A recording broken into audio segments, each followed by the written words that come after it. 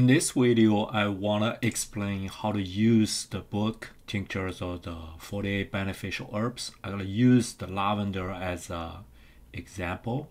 In the chapter first, I give a short history about the lavender, and then we go to the sections. The first part is called common name. For example, the lavender is also called English lavender, French lavender, true lavender. They all the same breed of the plant. Their botanical name is the same, Lavandula angustifolia. And then I talk about the parts to be used. When you are making the lavender tincture, you want to use the flower buds, the leaves, or the stems. Those parts contain the most functional compounds, as I talk in the following part. What I like most is about the harvesting time. So this gives a guideline when you are growing your plants, the herbs. So when you can start to harvest it in order to make the best outcome. And then talk about how to make the tincture by following the ratio method.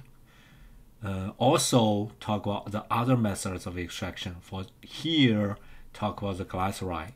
So using the glycerin, and the concentration is 75% to replace the alcohol. For those people, especially for the kids, you want to avoid 100% alcohol, and this is other methods you want to try.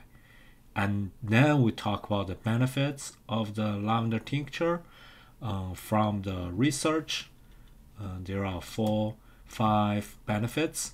And the last part is about the side effects of this specific herb. So for lavender, you want to try to avoid the drugs that can cause sleepiness, reduce the blood pressure. So you're going to be careful when you're taking lavender during the pregnancy or breastfeeding. So these are the points you want to be careful when you're using it. And the last session is about the reference. As the title shows, there are 48 different herbs in this book.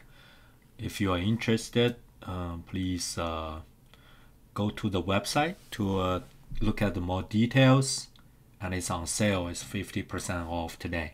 Thank you for watching. This is Dr. Liu. See you next time.